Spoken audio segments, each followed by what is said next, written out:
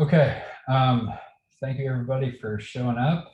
I'm going to just present a few slides that'll probably give you some background with respect to some of the things you'll see some today, and give you some little bit of information about the project overall.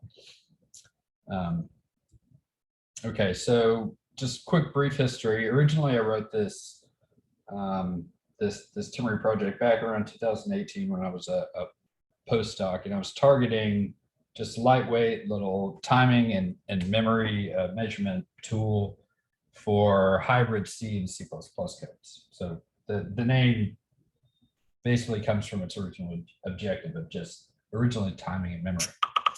Then around 2019, I started rewriting it with static polymorphism and variadic templates, and I was able to maintain all the features I originally had, so just kept it in the same project.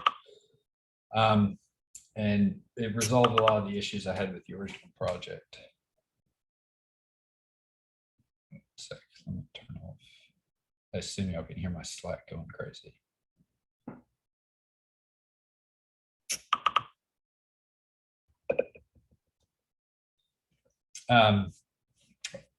Yeah, so the original idea was really just to create another tool. You know, there's thousands of these little tools out here, but eventually after the redesign, what I realized is that it was actually quite useful for things other than tools. It could be a tool adapter, and it could significantly make it easier to create an instrumentation library. And because of this design that I sort of just kind of stumbled into, components really aren't restricted to performance analysis the way that I originally intended. You can use these components for a whole bunch of different codes, or a whole bunch of different things for, you know, recording data for checkpointing, logging data, managing log messages to the screen, do error checking, handling exceptions, invoking user hooks, and modifying things in the actual application, because the interface will pretty much take any data type, any C or C+ data type from your application, and be able to forward it with perfect type safety to the components that you have on the other end. There's no real runtime abstraction or anything like that. It's all done through templates. It can basically take any set of arguments that you pass in and forward it to the appropriate components. The problem is this kind of makes it difficult to answer what exactly does Timemory do. It really doesn't inherently do anything. It sort of binds what I call auxiliary code into common interfaces in a way that you can sort of trivially extend and disable this auxiliary code. What I mean by auxiliary code is, you know, you have fundamental code that exists for the purpose of your application. You know, if you're implementing a matrix library, fundamental code would be, you know, the implementation of your dgen routine. And auxiliary code is sort of what I consider, you know, important or useful code, but that's not necessarily critical to accomplishing the purpose of your application. So this includes performance analysis, you know, built-in performance analysis, but it also includes safety checks and log messages. You know, like, while it is highly recommended if you're using pointers to do null pointer checks, it's not like your code won't function without null pointer checks. So really the best answer for what Timemory does is it is sort of a Lego set for you to manage this auxiliary code and add in new features and then trivially turn them off. And you'll learn about how easy it is to sort of turn off these features in day 2 when I talk about the toolkit library. You know, for the day 1, most of the things we'll go over is really sort of proof of concept of this toolkit design. You know, like essentially the library API that we'll be covering later today really fits only into about 600 or 400 lines of actual useful code. You can really just take that file right there, and recompile it yourself and make any modifications. It's not, inherently dependent on other parts of the library. And like the compiler instrumentation is actually fully independent. You can actually use the compiler instrumentation to instrument Timery itself at compile time. And one of the things that I've done is I've tried to make it very easy to be able to recompile Timery within your project itself, so that you can more or less include it internally, build the interface and the tools for your auxiliary code, and not have to worry about some global installation. It can actually, I would be very careful when doing it, but you can actually compile it via a header only mode. We'll talk about that more some in day 2. Timery, from the brief history, you probably know Timery is a newer tool. There are some issues we found during testing that because we had all 4 of us had extremely busy weeks last week because of ECP and GTC. We encountered some bugs that we didn't quite weren't able to resolve. Particularly, we've been having issues with OpenMPIs on core GPU. OpenMPI has this issue that's inherent to libfabrics, where if any application calls fork, there's extremely high probability it's seg faults. So if you ever see, when you're running the command line tools on core GPU, if you ever see something related to a PMI issue, you can try switching to another module I built that has a slightly different OpenMPI, but we're still working to resolve that particular thing. And if you encounter any issues, file a GitHub issue if you don't mind. Zoom chat is not good for following up or keeping track of these sorts of things, and I'm very likely to lose them. So in Timery, there's sort of 4 general categories. There's components, operation, bundlers, and storage, and this is sort of how Timery works. Components essentially encapsulate a single measurement or a task. So that could be your error checking, that can be storing data, that can be sampling hardware counters, etc. The bundlers are essentially the tool adapter, in that the way their member functions are designed, they accept any of all arguments, and then they do a lot of checks at compile time to figure out which components accept which sets of those arguments, and they figure out how to call each of the components that are bundled inside of them. And they do that through operation classes. And these, in the preview, I said, if you just wanted Timery to do a certain thing, then you can get Timery to do that. That's all available through the operations. You can call the operations directly, and they sort of provide those compile time checks so that you can pull in small little capsules of features that you want exclusively, and they don't really depend on anything else. And then there's the data storage, which is essentially there for the aggregation of measurements. And data storage is optional. It's part of the toolkit feature. Most, like a full-blown traditional profiler always handles the data storage for you. And in Timery, that's an option. And the data storage happens per component. So you'll learn more about some of the different components, but you'll get individual output per wall clock, per CPU clock, per hardware counter, API, etc. And the default behavior in Timery is to aggregate common hierarchies, aggregate all threads and ranks. It writes 2 JSON files. One is sort of a flat JSON, and the other is used by a Python tool that we use that provides conversion to pandas data frames. And then there's also text output and C output, and that's just more for human visualization. And then right now there's one sort of call graph storage, but you know, I've been developing ring buffers and stuff like that for reuse. In the output fields of these text files and JSONs, there's labels, which are the string identifiers. You'll see a count, which is, you know, how many measurements were taken.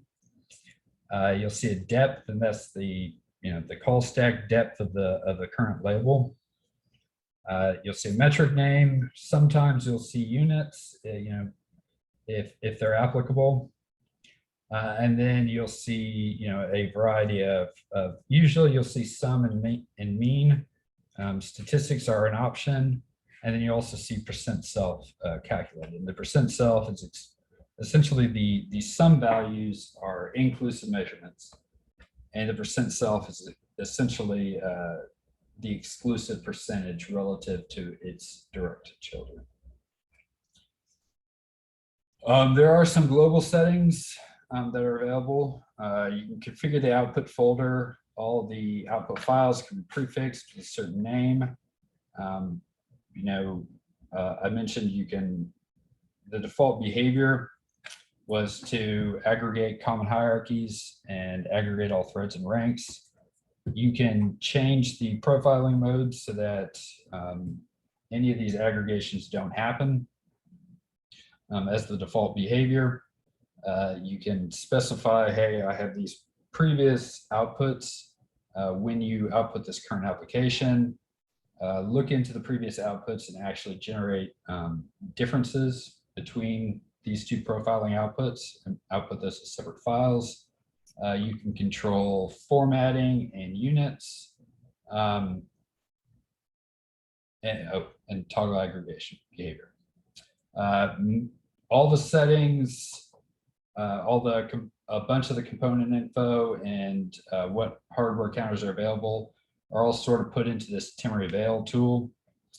And when you run an application, in the output folder, there's a metadata.json, and that will have the entire environment.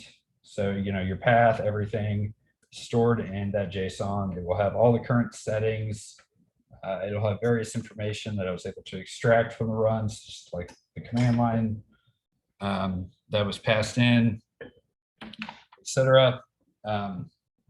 And you can customize these settings with a timemory.config file, and it's really just a simple text file that's case sensitive, and you just list these settings in the file.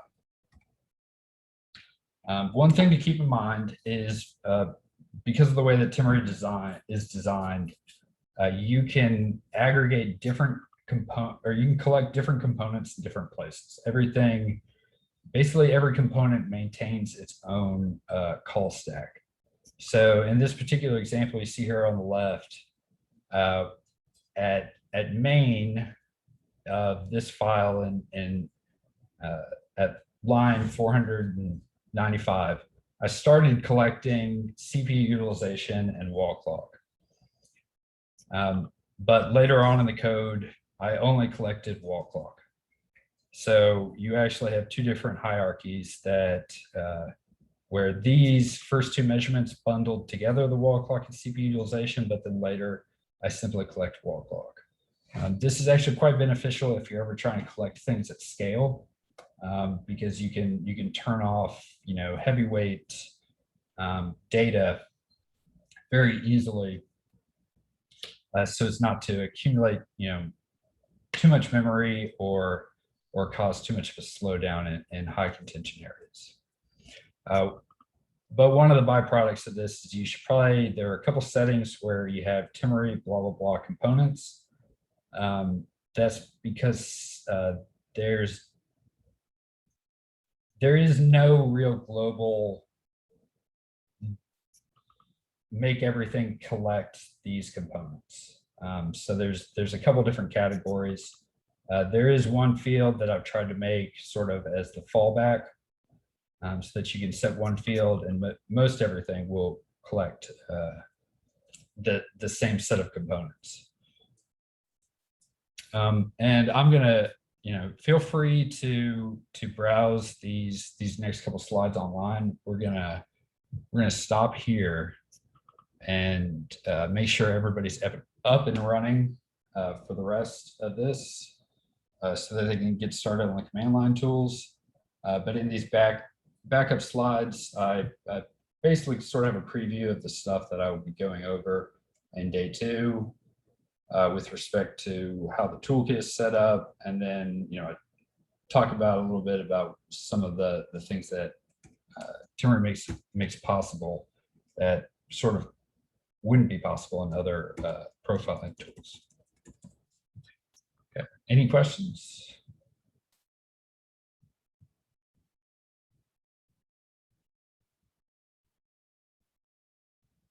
Okay.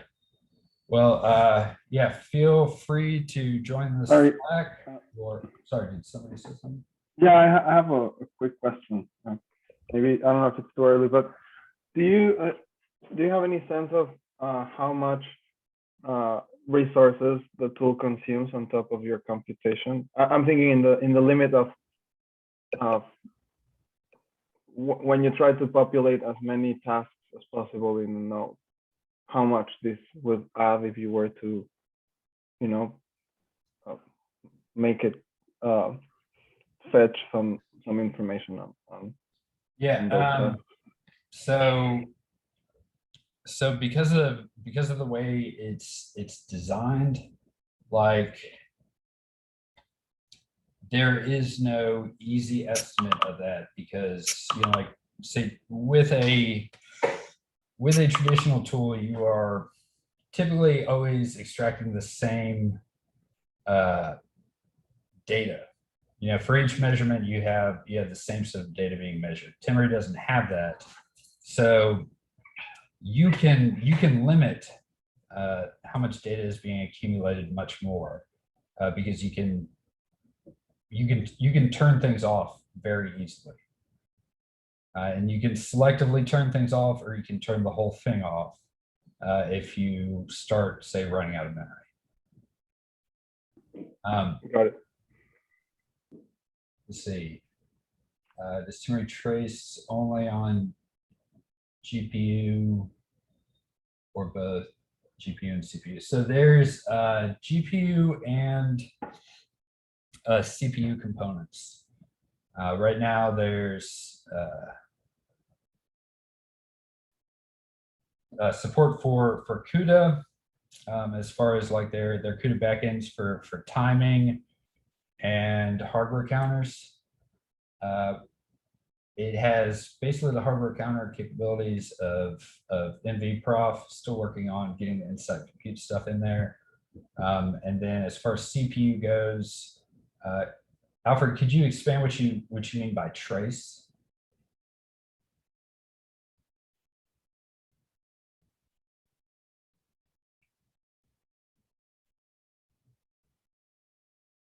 Okay.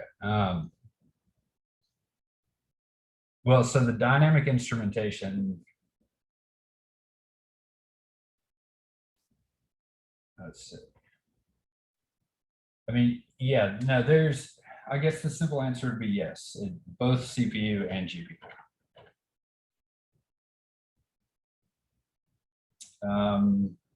Does Timemory work with Python codes? Yes, Timemory has a lot of Python features. Yeah, it has a lot. Lori will be covering that in probably, I think, about an hour and a half from now.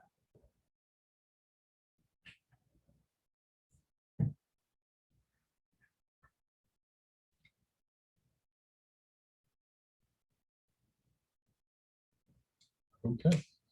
Well, if everybody could now just sort of make sure that you have something working to get started in the so that you can start on the command line tools, which we'll have Rahul present here in about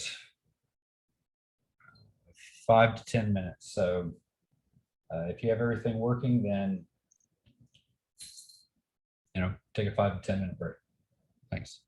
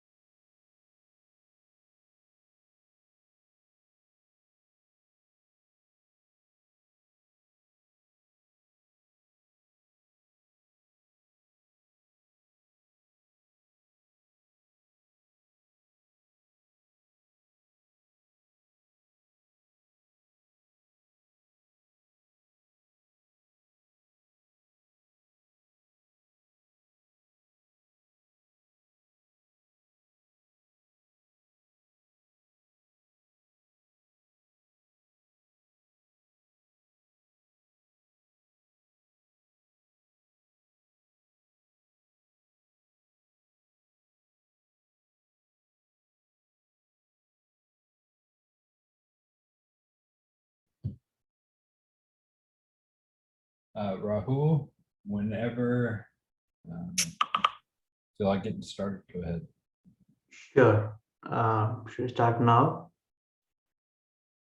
I have 10 minutes, right, for this, and then 30 minutes of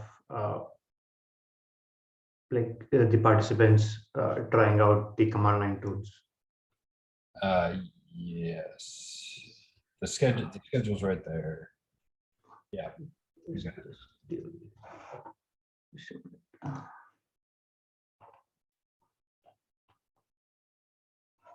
Yeah. Yeah. Okay.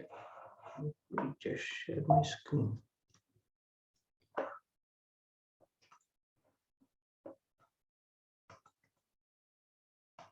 Hi, can everybody see my screen? Yes, it's visible. Hi. Okay. Thanks. Hello, everyone. So I'll just be giving a small introduction of the command line tools that are available in Timemory. So this exercise is more like I'll give you some information of what is available, and then you guys can try. And then if there are any questions, we can answer them via either Zoom chat or Slack chat. If there are some real issues, then probably Slack is better because it's easier to keep track on Slack even after the Zoom session is ended, as Jonathan was mentioning earlier, right? So hopefully everybody has already cloned the repo. Could you zoom in a bit? Okay. Is this good? Maybe one more. Yeah. Okay. So hopefully everybody has already cloned the repo. Inside the repo, there is a directory called apps. You can see here, I'm highlighting it on the browser. And then inside there is a build script that will build two apps for you guys. The basic app, that's I think Fibonacci, and then the Lulesh app, which uses Cocos. And once you do a source on the setup, there is a setup script that will put everything that is needed in your path, so you don't need to find the executables in the binary. Hopefully everybody has already done this part. If not, I would request you guys to go ahead and do this. Then from here on, I'll be just talking and showing you the different tools that are available. Oh, just a minute. I'll probably share the entire desktop so as to be easier to switch between the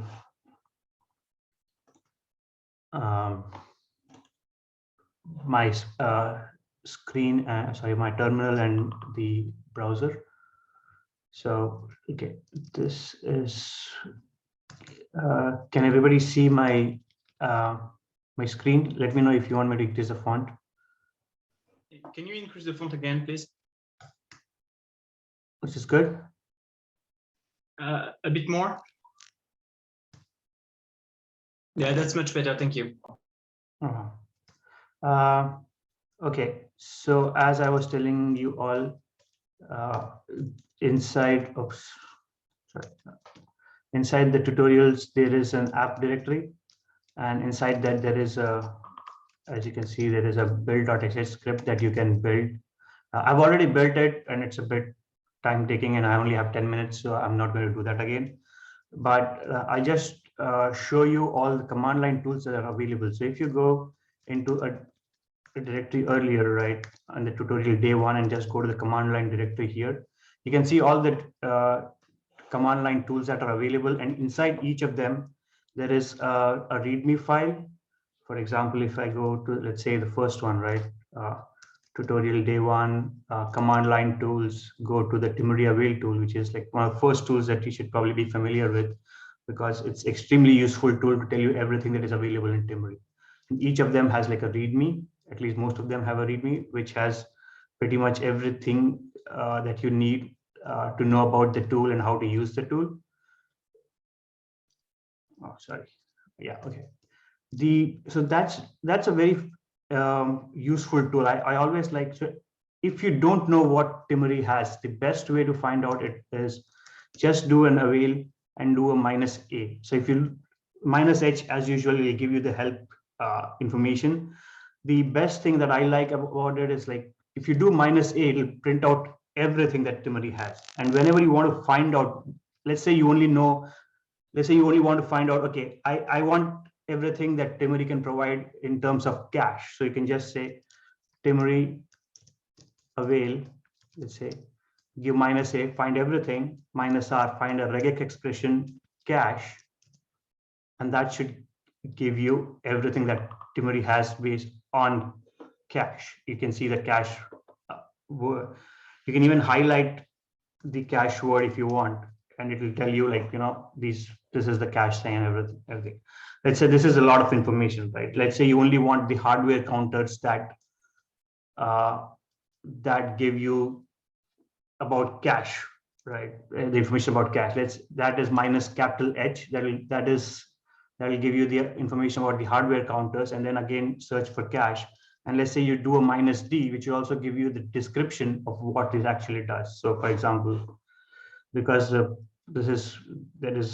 the font is quite big in my screen, I can't see everything in the same screen, but you can see, there's a PAPI L1 data cache misses, instruction cache misses on L1, L2, everything. So I really like this tool, because even if I don't know what is the component name or what is the hardware setting name, if I even know a word of, like a cache or like whatever, like CPU utilization, for example, let's say I want, instead of this, you want to give CPU util, and that's not a hardware metric, right? So let's say I do again that's a component. Sorry, why did it didn't show? Okay, why did it show up in -a? Okay. Oh, should this be have? Oh, you have misspelled. huh? You have CPU _ till. Oh, sorry, that's why. Okay. Yeah, there it is. I have all the information, every component that has CPU utilization information right here.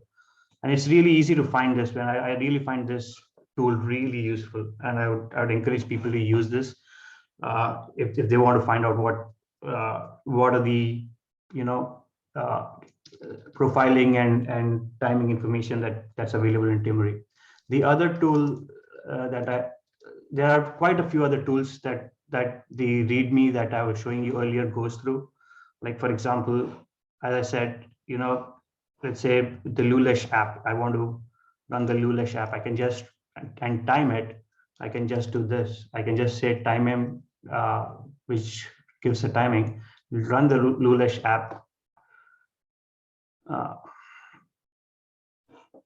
And it will give you by default, it will give you what is the timing measurement on the user timing, the CPU utilization, the peak memory utilization, the virtual memory. And let's say you want to add, like earlier we were seeing something about cache, right? So if let's say I want to have that information about cache printed out specifically with timem app, right? And then I can do this. I feel okay. Let's just do the Timery avail once again for cache right here, right? So you can see here the component name, the hardware counter name, sorry, the PAPI L1 DCM, PAPI L1 ICM, and these things. And you can use that in combination with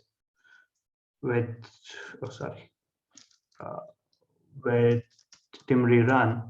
So all this information is already actually in the README, so you can just use that. I'm just going to copy paste it in interest of time. So you can see I'm asking Timem to actually record events of L2 data cache misses, L1 data cache misses, and similarly L2 instruction and L2 data cache misses. I'm doing instruction 2 times. Sorry. Hey, real quick, Rahul. You forgot to mention, or you forgot to show settings lookup in Timery avail. Oh yeah, that's okay. Yeah, sorry. Yeah, I'll go through that. So if you can see, this is the as we asked the Timem tool to give us cache misses, and here is the information it is. So as Jonathan just reminded me, there is time. Wow. Just a minute. I think it's kind of okay. Memory avail mine. So Timemory avail, as I was telling you, -a, let's say -a gives you all the counters, -h gives you just the hardware counters. There is similarly something called as -s, capital S, which gives you all the setting information about Timemory, all the environment variables that you need to like either set it to true or false, depending upon what collection you are requesting for. For example, let's say if you want to get a roof line, you will have to get, where is the roof line? Yeah, there it is. Timemory roofline mode CPU, Timemory roofline mode GPU. There is information for that. So I really like this Timemory avail a lot because it gives me pretty much everything that I need to know about what Timemory offers and what are the settings that you need to set, or what are the components that you can collect, what are the hardware counters that you can collect. I would really encourage people to use this initially if you're just starting to use Timemory, just to get a feel of what Timemory offers. I don't know if I've already overshot my 10 minutes, but if you go ahead in the README itself, there is a way where you can collect the so Timemory run is another interesting tool which lets you rewrite not rewrite, but create another binary instrumentation. Let's say, for example, Lulesh example, and you want to rewrite this Lulesh example, including the information about, let's say, CPU utilization and peak RSS. You can just use this Timemory run command, inform the command of what is the information that you want to collect, pass the output, let's say Lulesh.instrumentation and the binary. So this will essentially give you a new, let's say, binary that you can run, which will actually give you all the information that we just saw, earlier in the same format as Timemem was giving us. I mean, a bit more detailed format. And I really like this tool because it lets you create like different binaries which have information about different, components that you want to profile, and you can use it later. You don't need to recompile your application every time with a different component set configurations to run that. So I would also encourage just to try this out. And then there is a plotter, Timemory plotter, which allows you to plot, like if you have let's say you collected some basic AI information, right? And you can use the Timemory plotter tool to just create a plot out of this JSON file output that was written to the for that information. And similarly, you can use Timemory roofline. I don't want to take up more time because I think people will really enjoy playing around with these tools rather than me blabbering about it. So I'm going to stop unless somebody has any questions. The information is all in this README inside the command lines directory of how to start using these tools. If there is any problem in using them, then I would, like we are on Slack and on Zoom. So does that look, so I would encourage people, unless people want to look at me experimenting with other tools, I would suggest people start playing around on their like whichever system has Timemory, or their systems. That sounds good. Thanks, Rahul. Wow.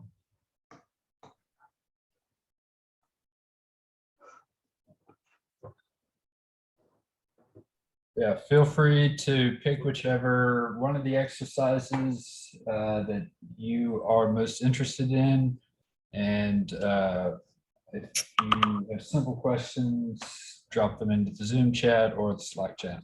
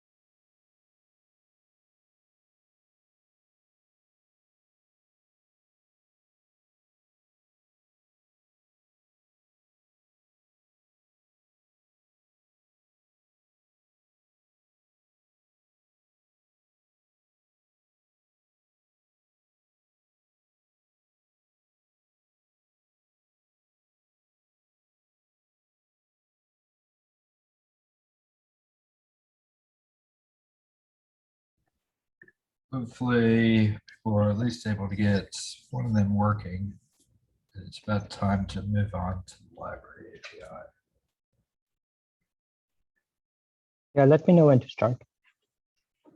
Start whenever. Okay.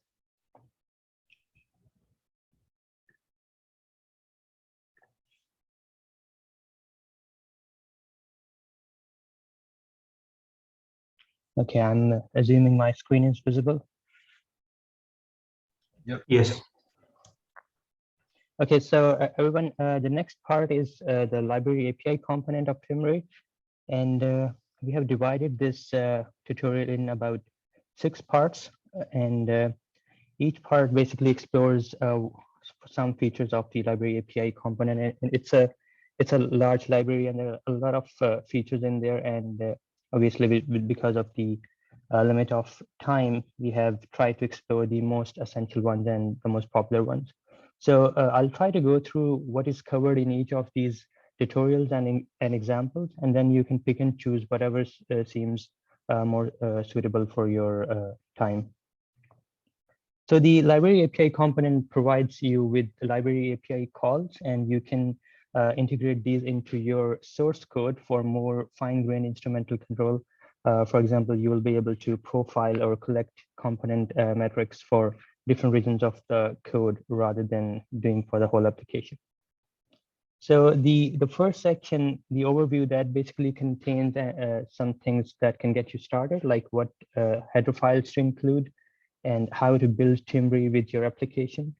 And do note that each of these sections will contain an example.cpp file. That is the example code that we'll be using throughout this tutorial and building on that. And some of these tutorials will also contain some exercises for you to do, and those exercises will also build on the example.cpp code. So you follow the README instructions, modify the code to get to the correct one. And if you are not able to get to that, you can look into the solution folder that is contained in each one of these subdirectories, which contain the complete expected final code. Then we move on to the basic component recording. That is the first tutorial. So this API call enables you to collect profiling metrics for different regions of the code. For example, you start off by setting the components that you want to collect using that Timemory set default call. For example, you want to collect the wall clock and the CPU clock metrics for your code. And what you do is you make this call, Timemory begin record, and it will start collecting these profiling metrics for anything that comes after this line. And when you do the Timemory end record, everything is finalized. And for this particular syntax, you will be getting an ID when you do the start, and you can pass that ID to the Timemory end record call, and that will finalize for this particular region, whichever you have over here. And then you can go into the output file and look up this label to find the metrics for this code over here. To get more details on this, you can go into the subdirectory containing this tutorial. And then the number 2 is marking regions, and it's basically the same thing as this particular one. This just provides you a different syntax, and I personally like it better as an application developer because it allows me to keep a better handle on different regions of my code. For example, it gives you this Timemory push region and pop region calls. So you can just pass the name of the region or like how you want to name a certain region, write whatever code you want to profile, and then just do the Timemory pop region. So anything between the push and pop calls will be profile and sample for the metrics that were set in this particular function call, the set default.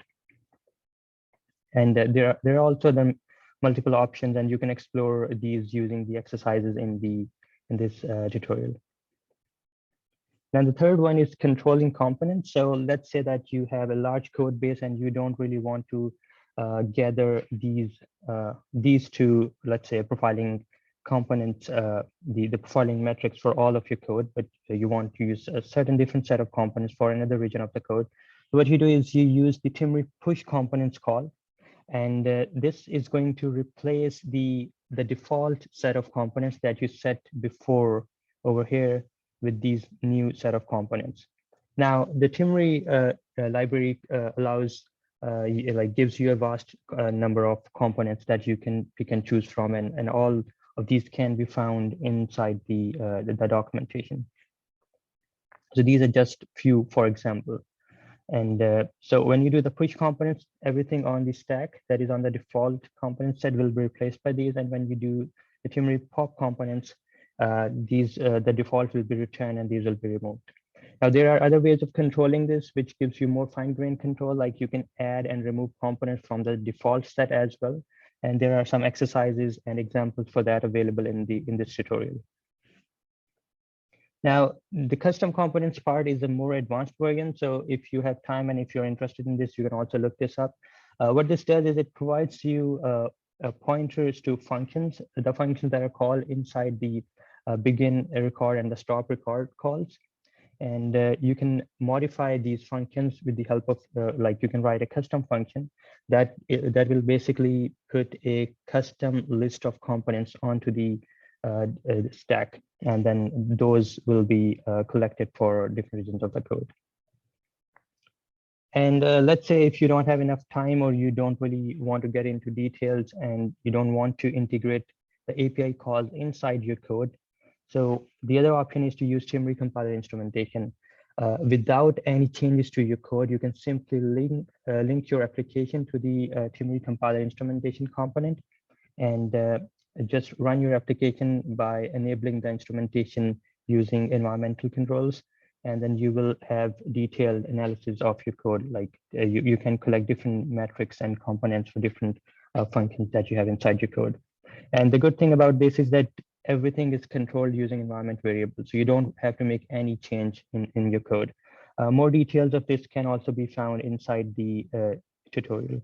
So these are the directories, and you can jump into any one of them. And inside every directory, you will find a README, which walks you through everything. Everything is self-contained here. You can start from the very first one. I would suggest that you start from the overview and then walk or follow through till third component, the third tutorial, because everything up till there is very simple and you can probably do that very quickly in the next 30 minutes. And the two after that, you can leave them to later or just make them optional, because not everybody might be interested in those. Okay, that's all from my side.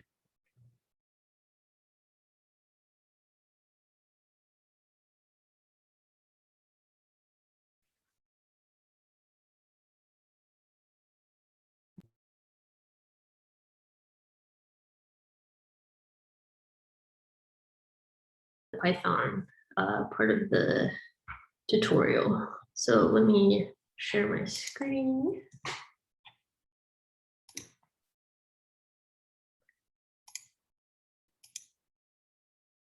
Okay, hope you can all see that. If anybody can't, please say something. I can't see the chat.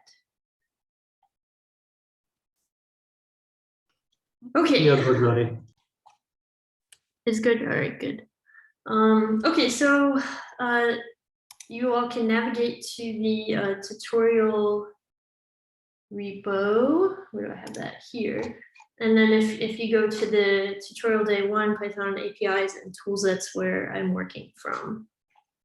So the README down here basically explains what we'll do, but we have an example Python script. You can use this one or you can use any Python script.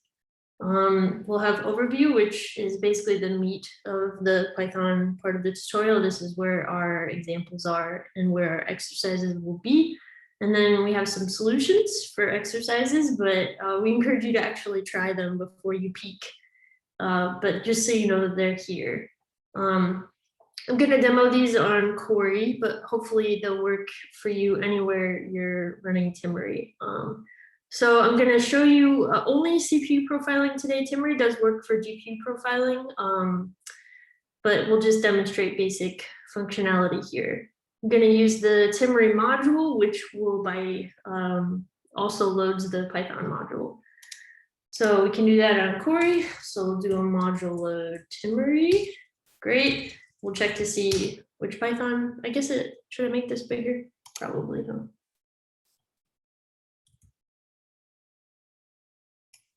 Can you all see okay? Okay, I'll assume yes. Yeah, So it anyway, looks good. Timemory will, Still pretty small. oh, okay, all right, we'll go bigger. Better? Yeah, maybe maximize the screen. I need to be able to get to my other tabs. Oh, okay. It's a lot better now. Okay, good. All right, so we've loaded the Timemory module. We've checked it's also loaded the Python module. So in this directory, we have this example.py. So we'll just quick take a look. Looks like your run-of-the-mill Python script. Note there's nothing special in here. So we're just going to make sure it works. In here, there's a demo Fibonacci function, and there's a demo function called inefficient, but really it's just like a looping demonstration in NumPy. And if anyone is familiar with NumPy, you get better performance using like slicing and other operations. So these are just our two demo functions. So we'll just do the obvious thing, make sure it runs. Okay, great. And then the last thing to check if you're using Timemory in Python is to make sure you can actually import it. So if this import succeeds, good. Then we know that Timemory should be working correctly, and we can go ahead and start using it with Python. All right, so that's pretty much everything in the README here. I'll just point you to the extended directory also in the folder here. So Jonathan actually has a ton more info than what we could cover in, like a 10 or 15-minute tutorial. So I would encourage anybody interested in Python profiling to check out the extended directory because there's a lot more info in here. All right, so let's get going. In the overview, we're going to demonstrate profiling capabilities of Timemory. So I'm going to walk you through some examples of profiling, and sort of spoiler alert, Timemory can also do Python tracing. The exercises will be tracing exercises. So everything we demonstrate for profiling can be used for tracing, just with some minor syntax changes. If you're really curious about what tracing looks like, you can click here, but I encourage you to wait and think about it. All right, so let's do our first exercise. We want to profile our example script that I just showed you. And we can do that using the command line. And actually, I really like this. This is my favorite of the three options I'm going to show you because it doesn't require any instrumentation in your code. Sometimes you don't want to go through and add markers to the functions that you care about. So we'll just use this syntax here. So we're using the Timemory profiler module. The -d is specifying where you'd like your output files. And then example.py is our example script. So, oh, wrong thing. Forgot to import or to copy, I guess. So in this, make sure you're in the right directory if you're running along at home. But so we'll run Timemory, the profiling command line option, and this is what we get. So you see this is the printout from our function, and without any instrumentation, now we get all of this data, which is great. So you see we have 4 output files. These are all in the Timemory profile output folder. You'll see it just added, and then we also have this Ascii display, so you can see. In our Fibonacci example, we have all these recursive calls, and just a quick reminder, the parent is the sum of all of the children here. So if you want to see like the total time, you can read up here, and it's inclusive of all the children. And then it's the same for our inefficient NumPy example. You can see the runtime here too. So that's cool. We get all that without any instrumentation. So that's one option for using Timemory to profile a Python script. All right. Next option is to use a decorator. So you may prefer to use a decorator. Maybe you have some functions that you always want to profile, or maybe you so if in this situation you prefer a decorator, here's how you do it. You can take a look in the same repository. We have an example profile Decorator's script, and I'll show you what this looks like. Oops.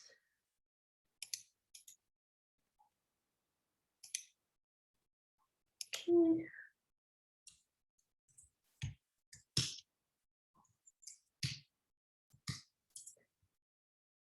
All right, so what do we have to do to our example to add in the decorators? Pretty minor changes. We need to import the Timemory profiler module instead of using the command line argument. And you'll see we've added these two decorators here. So there's several kinds of options that Rahul and Waz have already described that you can collect here. But yeah, within the decorator, we want to collect wall clock time. And that's it. So we've added this import line, and we've added two decorators to our functions. And that's those are the only changes we've made to this file. Okay, so now we'll go ahead and we'll just run it. So the difference here is that there's no command line arguments required. You would just run like you would any Python script. So it's a little cleaner from the running and issuing commands point of view.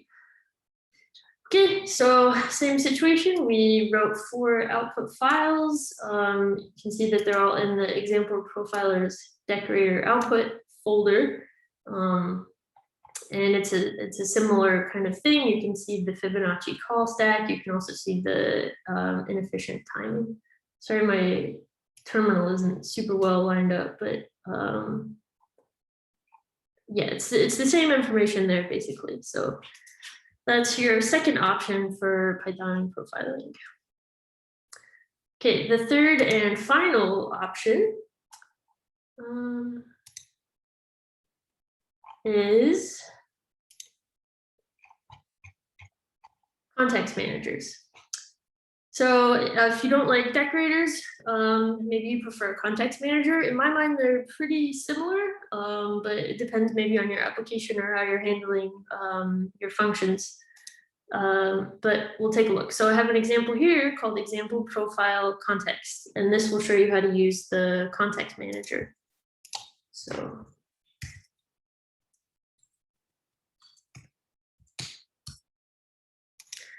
okay, so you'll note we still have the same Timemory profiler import up at the top.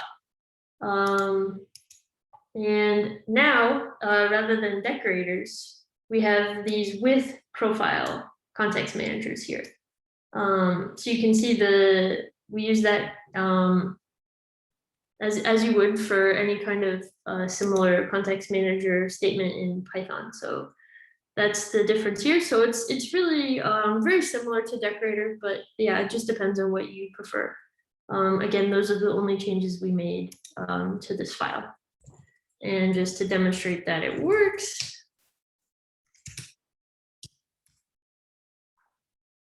so same thing, same output as the decorator. You still write your 4 output files, you still get this command line output. So it's pretty straightforward. I think it gives you a little bit of flexibility as a developer, how you'd like to do your profiling. Are there any questions at this point?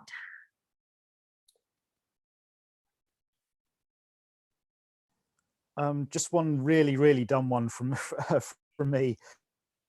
If you're using, say you're writing code that's going to go into production, but you want to profile it, but you don't want the TI memory stuff to go into the, say, release version, are there any guidelines or tips for doing that? So you can have a sort of profiling build or profiling thing in Python. I'm less familiar with Python, and similarly in C++. So for that, I've actually been planning on providing something like that. But what you would probably do there is create your own sort of dummy profiler class. Mm-hmm. Oh, actually, you know, sorry, let me look back. I think I may, well, I may have a mode that already does this, but you can basically set, like an environment variable or something, so that when that environment variable is set, it replaces like those decorators with essentially a decorator that does nothing. Okay. Yeah. Got you. No, that's fine. Just wondered if there was a method to do it. But... Yeah, I'll get back to you, but I think I have a fake one in there that you can import. Okay, thanks. Yeah, it's a good question. And just one more plug for the command line profiling too, and then you need no instrumentation. Okay. Any other questions?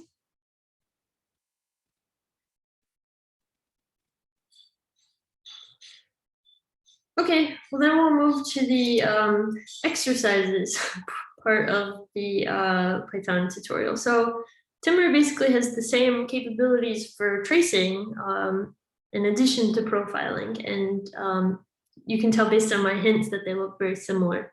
So I'll pause here for maybe about 10 minutes and let you all try the same examples, but with tracing. So the first example is, can you trace via the command line? The answer is yes. It's a pretty minor syntax change. Can you trace with the decorator? Yes. The import statement will change, and the decorator syntax is very slightly different, and the same for the context manager. So if you want to try those, go ahead. And if you get stumped, you can take a look in the solutions folder, which will show you how to do it and what the output should look like.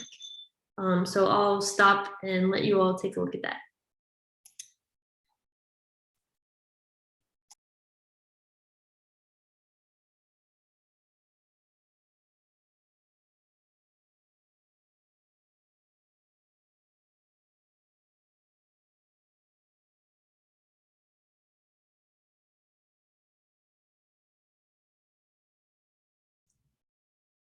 Hey Ben, I do have it. I'm gonna post it in the Slack Python API channel. That's great. Thanks, Jonathan. For the solutions to the exercises.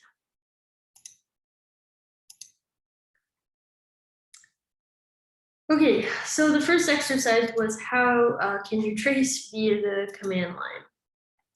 And here's the answer. So instead of Timemory profile, we'll be exporting, or we'll be using the Timemory trace module instead. So it's really just a matter of changing from profile to trace here.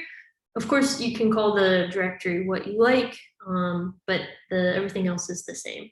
So that's nice. I think it's really straightforward. The second was, how can you use the decorator for tracing? So here is the example. And the difference is just like for the command line tools, we'll be using the Timemory trace module. So we change from profile to trace here. And instead of @profile, we're now using @trace for our decorator. We're still collecting wall clock data, but these three lines are the ones that change. And of course, they're syntactically very similar to the profile decorator. So that's nice. It's pretty easy to remember, I think. And if you're curious about what the trace output looks like from the decorator, find the right.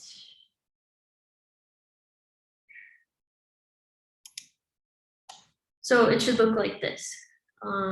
So we run the same function. We write for output file same as before, except now we're showing trace information instead of call tree. So you can see that here. Hopefully, if you tried that, you saw this output when you ran this function. So it's just a different way of measuring and understanding your application. Okay, and then the last exercise was using a context manager. So it looks pretty similar to our other example. So you'll see again the import changed. We're using trace, and now our context managers have changed as well. Although in this example, actually, this is a little out of date, but you can see that we're using the with trace instead of the with profile context manager. But you can also use that down here, like in our profile example, just to show you.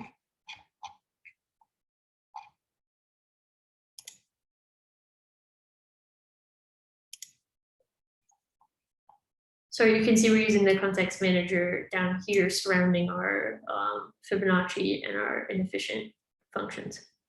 Anyway, I think you can use both, but just so that you're aware. And then if you're curious about what the output should look like, should be here in context output. So this is what, if you tried the example, you should have seen. So basically the same as pretty similar. In this case, because of the way we set up our context managers, our output is structured a little differently, but it's the same kind of information, if that makes sense. Okay, so that's the Python APIs and tools section of the Timemory tutorial. So does anyone have questions?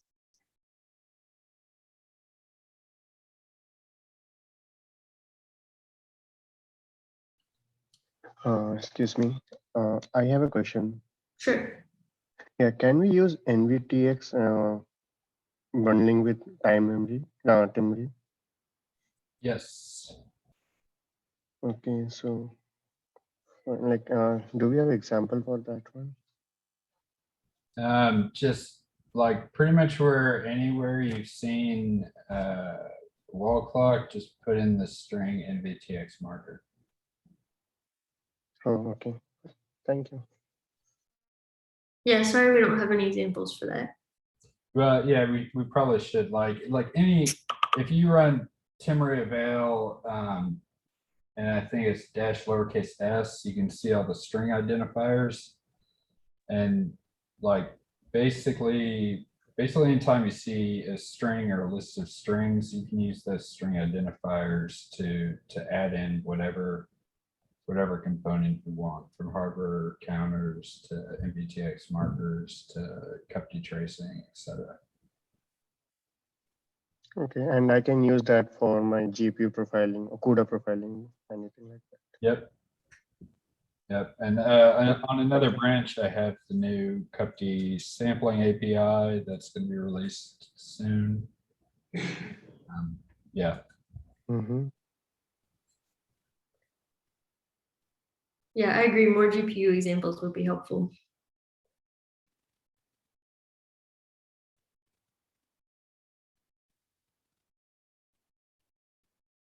Are there any more questions?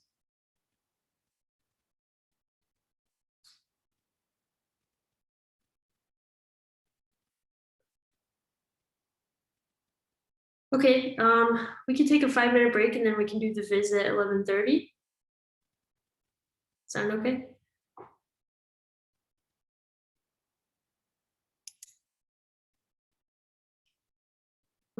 Let me share my screen again. Okay, so this is more of a demo than an exercise, but I did include the information for anybody who can run at NERSC to try this themselves.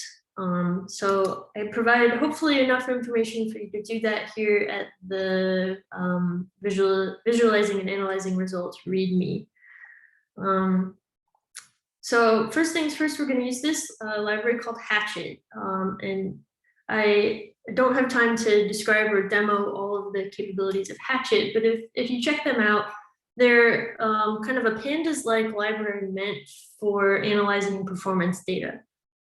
So they can accept input files from a lot of tools, not just Timemory, so HPC Toolkit, Caliper, etc. So that's nice. It's a pretty flexible framework. So if you want to install Hatchet, here are the instructions. But I think the most interesting page is this analysis examples page. So this shows you some of the things you can do in Hatchet, some of the ways that you can work with data from different profiling tools. Again, I'm not going to go through this, but this is just a pointer. If you're interested, you can find a lot of information here. I am going to talk about using Hatchet for Timemory. So I'm going to demo this on NERSC again using our Jupyter deployment. And in order to use Hatchet, you will need to build a custom Jupyter kernel. I've already done this, so I'm not going to do it now, but if you'd like to do it, these are the instructions. So you'll be creating a custom kernel. You're going to need to clone and build from the Hatchet repository. You cannot pip install because the Timemory capabilities are not yet in Hatchet's newest release.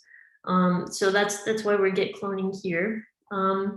You'll also need to install IPyKernel, which is what allows you to turn your environment into a kernel that Jupyter can use. So that's what's going on here. We're creating our Hatchet kernel. It's called Hatchet. You can call it whatever you want.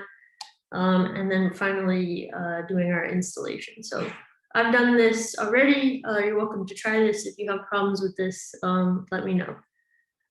Okay, so that's kind of the setup. And now I'm going to show you a notebook called Timemory Hatchet. And this is where we're actually going to take a look at some data. So you remember those 4 output files we wrote from our example.py? We're going to take a look at those. We'll take a look at some other Timemory data, which are actually available in the Hatchet Git repository. So we'll look at that example too. If you're looking in the Hatchet docs, you'll see the same example there. And last important caveat is that we're going to use the classic or legacy Jupyter notebooks. We cannot use the interactive visualization from Hatchet in Jupyter Lab. Right now, the Hatchet developers are working on a fix, but just FYI, you will need to use classic Jupyter if you're planning on trying this. And I'll demo this here, but if you want to run it yourself, you'll find the directions at the bottom of this README. Okay, so all that said, here we are. I have navigated into my classic notebook. You can see here's my Hatchet kernel over in the top right corner. You'll want to make sure you're using that kernel. So we'll import our Hatchet library, and we'll also set up some IPython display capabilities so that we can do our interactive visualization. All right, now we're going to load into the Hatchet graph frame kind of object. They have a from Timemory capability. This is why you need to install from source. And then I'm pointing it at my, where I have this repo cloned for today. And I'm pointing it at the profile wall tree JSON file. So that's the profiling data from our example.py that we just went through in the previous exercise. You can try these other files too. They're all in the example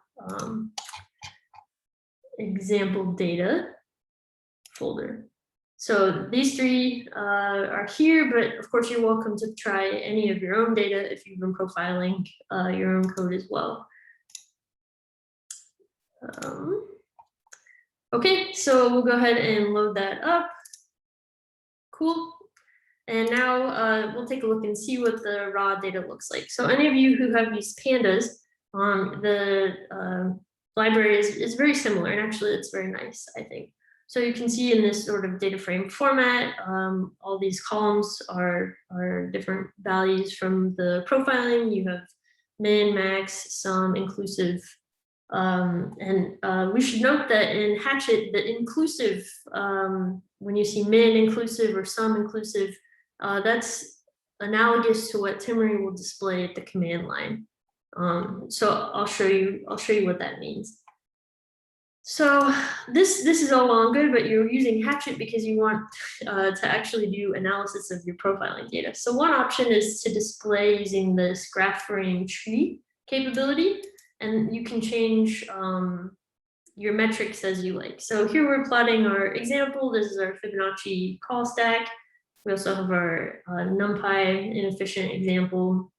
And so we're plotting the maximum inclusive. We could also plot min inclusive if you like. And I don't know if you saw, but that updated, or yeah, we can specify any of these columns that we're interested in. So you could also do sum inclusive. So just several options here. The coolest part, I think, is the interactive visualization. So just in case you're wondering here, we're using something called round trip, which is a Hatchet external. So even when you install Hatchet, a round trip doesn't come with it necessarily. You have to point your notebook to where it's installed. In this case, I'm pointing it to the installation in the Timemory module. So if you're at NERSC, you should be able to use the same path to make sure that it can find round trip. If you have questions about that, let me know. It's a little confusing. But anyway, this is just loading round trip and making sure that our notebook can find it. The Jupyter magic is what's actually doing that. That's what this little % command is. And then finally, we want to display our data. Okay, so this is our Fibonacci and our inefficient example here. So it's not too complicated. It's kind of a toy program, but we can take a look at our mean inclusive. We can look at our min.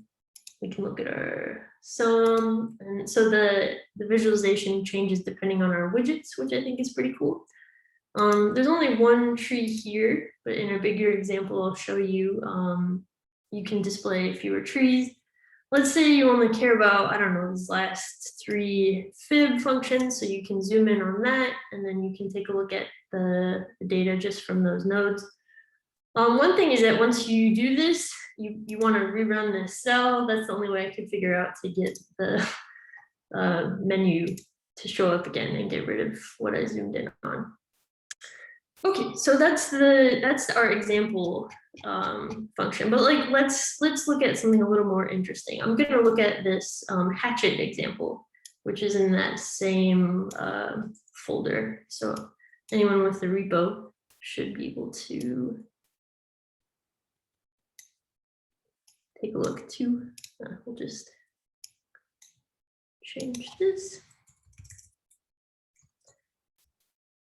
All right, so then we will reload, take a look at our new data frame. So I don't know if you remember, but the function names now are different. We have this generate history, we have a loop 0 and loop 1. This is an MPI code, so it's probably much more real than our toy example. So there's a lot more information here. And if we would like to display our call stack, you can see that the structure is different too. So you can see all of these different generate history, outer loop, inner loop from our MPI rank 0 and rank 1. So just demonstrating that. We've already loaded round trip. We don't have to do that again. We can do it, it won't hurt anything, but now we can reload our visualization. So you can see that the program was a lot more complex than our toy example. But the same things still apply. We can look at our inclusive sum, see how much time is spent in each of these profiling nodes. If there's too many trees, maybe we only want to look at one. Outer loop, look at the rank 0 if we wanted. You can adjust your colors if you're into that, or your legend. And then we can do the same thing. You can zoom in on select nodes. If say these are the ones you're interested in. It goes off the page, which isn't great. It seems like it's maybe just a little bit buggy. But that's the general interactive capability here. So I think this is cool and especially powerful if you have a more complex code that you're trying to understand. Yeah, it's worth noting that the Hatch developers have kind of designated this feature as experimental at this point. So it's not, fully, as Lori showed from that output, it's all the bugs haven't quite been worked out. Yeah, right. I should have mentioned that. They do say explicitly that it's experimental, but they were kind enough to help us get it working for this demo. So shout out to the Hatchet developers. Just quick last thing I want to show you is that tracing data you can also work or you can load in Hatchet. So we'll take a look at the tracing data.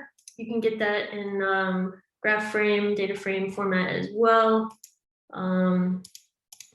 You can display as a tree. So this looks pretty similar to our command line output. I don't know if you remember. The only caveat is that the interactive visualization, as Jonathan mentioned, doesn't seem to support tracing data yet. It seems to be only call tree data. So that's just one caveat if you're trying this at home. So I think that's everything I wanted to cover. Did you have an issue with the tracing data? Yeah, like if you want to look at it in graph frame or tree form, it's fine. But like if you try the interactive visualization, it just doesn't display. So my feeling is that they don't support that yet. Okay. Yeah. But you can work with an interact. Well, you can work with your tracing data in Hatchet. So I just wanted to make people aware of that. So it might not display because from what I've seen from the other ones, like the tracing data is essentially flat. Yeah, and it might expect a tree. Yeah. Right. Yeah, I figured this out yesterday, so I didn't really have enough time to talk to the Hatchet people, but just wanted to put that out there. So I think that's everything. Hatchet can do a lot of things that we haven't covered. You can do things like divide and scale your call graphs. You can do scaling studies. It's actually a very powerful library, but it's just too much to cover in a short tutorial. All right, so I'm gonna unshare, and if anyone has questions or problems getting this to work, I'm happy to help.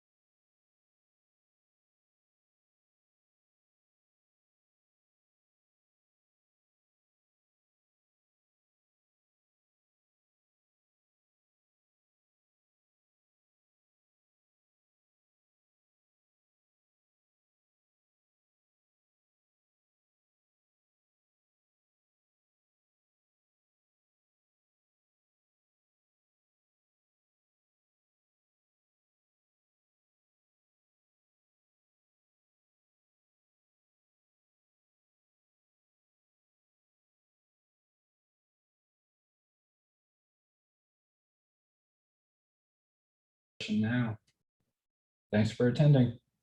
Hopefully see y'all next week.